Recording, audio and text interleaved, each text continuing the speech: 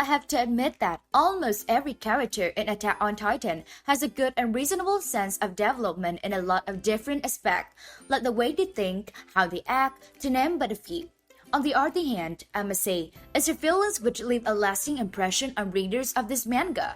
Today on Vinoo Anime, I want to talk about Keith Shadis, one of such characters, who just died in a penultimate chapter but contributed greatly to the outcome of the manga. Keith Shadis is the one who admitted himself to be average. Speaking of average men in the world of Attack on Titan, probably many readers will have a tendency to immediately think of Jean Kristen due to his repeated rivalries with Eren Yeager, the protagonist. I know, right? Obviously. It's the feelings of being average that a majority of readers will be able to identify with, me sometimes too. But I must say that Keith Shadis, who admitted himself to be an average man, is in fact not average at all. In my opinion, he's really extraordinary characters, not in terms of strength, but his appeal lies in a way not he thought, behalf his sacrifice for his beloved student. When we first read the manga, I bet the majority of us might have not noticed or paid too much attention to him at all. Yeah, the bold guy who shouted at Eren and his comrade on the very first day. At least that's how I feel about him in my case. Even though he already appeared in the very first chapter of the manga, it was not until chapter 71 that the author gave him a whole chapter of his own, which is really satisfying to read for someone who likes to explore deeply into characters like me. Hereafter, every single detail about Keith Shadis was revealed, from his youth, his life, and especially his mixed feelings. Determined, arrogant, regretful, a hell lot, I must say.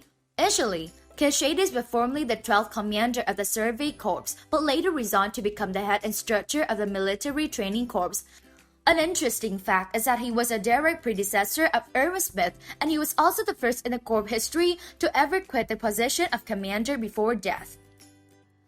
Okay, now I'll go on to talk a bit about his appearance. I can summarize his complex appearance in one word: intimidating.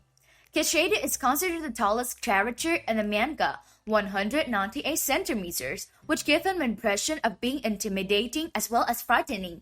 Like, who would ever not get scared when confronted by a person who's taller than you, nearly the height of two heads combined?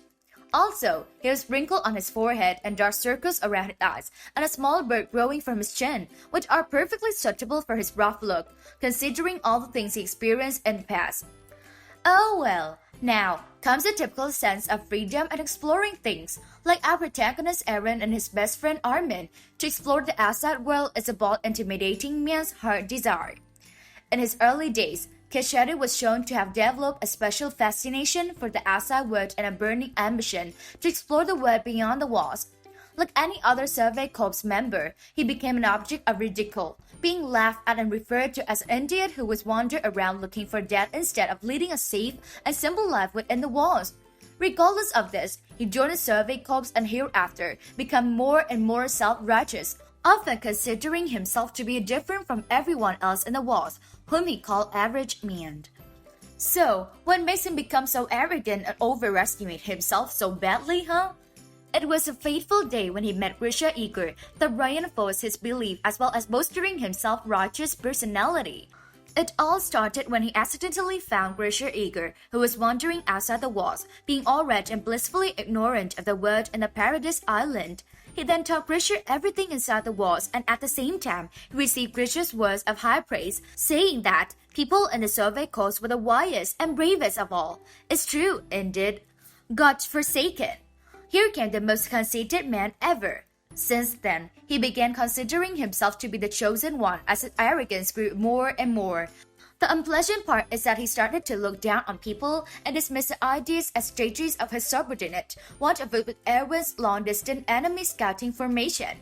It's fair to say that he had an extreme obsession with being special. He went to great lengths to do everything he considered right, to prove his ability regardless of the fact that he was not competent enough compared to Erwin, nor did he have any unique strength, although to me he was simply great in his own way at the very least. He was so preoccupied with being special that he once angrily shouted at Carla, who was Erin's mother, that's a wordless individual who spent her life pairing drinks and flirting with every man she saw would not understand in a million's year. Calm down, Keith. However, Collar said one thing that he was heavily struck. Her child is already great because he was born into this world. Being that arrogant is fucking enough, Keith. It's time to swallow the bitter pill. Eventually, he began to realize that he was not the chosen one like he had thought, as the failure rate of the survey calls were rising with no sign of stopping. Like the number of likes of this video. Nah, just kidding. And the number of casualties was mounting along with his coming in for service criticism whenever he returned. It was when he returned the remaining arm of the one of his fallen soldier to a grieving mother that he realized the bitter truth he had not known for so long. Average men were not able to accomplish anything, and he was undeniably one of them. In the end, he bitterly accepted the truth he had been running away from, that he was utterly incompetent and definitely not a special human being, concluding that he was merely a bystander. Here is a quote of him that I'm particularly impressed. That's right, average men aren't able to accomplish anything. Special people do exist. It's just that I wasn't one of them. Not only that, a great obsession about the weight of sins also came and completely destroyed this poor man. The fact that he resigned and became the instructor was considered a penance of his unforgivable sin to have caused an innumerable number of dead soldiers under his command. He also decided not to get married because he believed he didn't deserve love and happiness after having sent so many of his comrades to hell. Though it was revealed that Keith Shadis also has some kind of romantic feelings for Carla, who then became Grish's wife. However, when Carla finally had a child named Aaron Eager with Grisha, he seemed to be uninterested in love later on. An interesting fact is that he once deliberately sabotaged Aaron's vertical maneuvering equipment with a view to preventing him from becoming a soldier. Wow, what an outstanding move to prevent the main character. However, it was all because he was afraid that Aaron might get killed easily if he joined the Survey Corps, and this method was merely a way of protecting him. When Aaron finally managed to remain upright even though his equipment had a glitch, Keith Shadis realized there was no point trying to stop Aaron, especially the determined look in his eye which resembled that of his father. Once again, Keith Shadis realized he was totally wrong, and in the end, he was nothing more than a bystander. He drew the conclusion that he was powerless to change anything after all. I feel kinda sad for him though.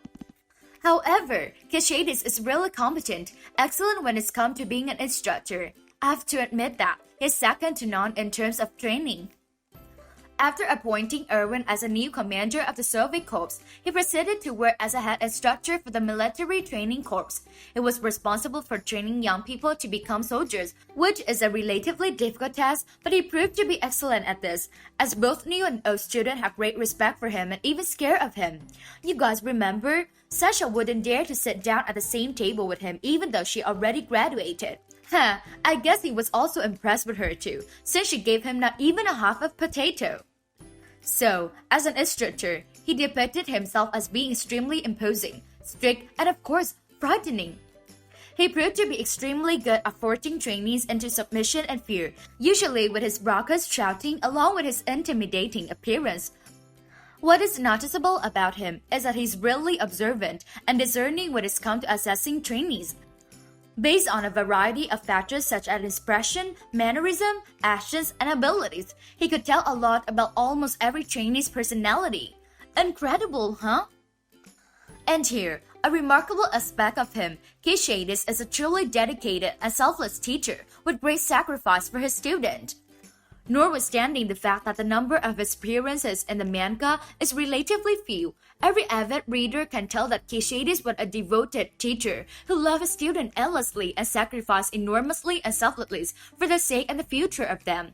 One unforgettable moment is when Floch Forster, leader of the Jaegerists, the guy whose hairstyle looked like a nest, went to overthrow the current regime, beginning by forcing the new trainees to join the Jaegerists, or else he would shoot anyone having the nerve to oppose. He did not stop there, though. He proceeded to demand the trainees to prove their loyalty by beating up Keith Shadis. For fear that Floch and the Jaegerists would execute his student, Keith Shadis chose to endure and let them beat him to the point of unconsciousness. There's still a lot to say. His love and dedication for his student continued to be shown when a group of Titans came to launch an unprecedented attack on the military headquarters. Wilson new trainee was struggling as he previously refused to learn how to use a 3D maneuver gear. He came to the rescue. Not only did he save their lives from Titan, but he also bolstered their morale, rallying them to join him in the battle. He did a really great job. You guys have to agree with me. After a long and hard battle, the trainees promised to protect him no matter what, even till their death. But he pointed out that he had nowhere to run in lot of the support the Eucharist enjoyed from Paradise civilians. Even so, he still took priority in his students' safety and future over his own sake. And now, the death flap for him has been put. Yeah, he died, which is rather common in such a cruel world like Attack on Titans, for the fucking sake of humanity. During the time he was hiding in the district military headquarters, Keith Shadis saw Team 104 discreetly leaving the building with Annie Lorehart, deducing that they were trying to save the Azawa from Eren, who at the time achieved the full Titan power of Irmifrils and was on the verge of rumbling the world. Keith Shadis was moved by the selflessness and growth. This prompted him to decide to secretly follow and help them. If it had not been for him, the 104th team and Magnus might well have been wiped out by the Eucharist. What is so remarkable about Keith Shadis is that he continued to sacrifice for his student until his death, which was a death unknown to anyone except Theo Magath. When the Alice team were making their escape from the Eucharist at Paradise Naval Port, Keith Shadis prevented any Eucharist reinforcement from arriving by destroying the ship that was meant to bring them together with Theo Magath. The two exchanged their names, thus forming a short-term but firm friendship as two people who have the same will. A deafening noise resonated, indicating the end of a truly great man who deemed himself bystander. His death may be unknown to the Alice team, but I personally believe that he did leave an everlasting impression on each of us readers, and chapter 129 is probably one of the most meaningful and forgettable chapters. There you go, guys. That's all I would like to say. Although he is a side character with a relatively few screen time, I bet most of us won't be able to forget him. Born by a bystander, died a hero. That's what I would say about Keith Shadis. What do you think about Keith Shadis? Comment below to share your opinions. I will be very happy to hear your thoughts. By the way, if you enjoy, don't forget to subscribe to Vinoo Anime. See you all in the next video.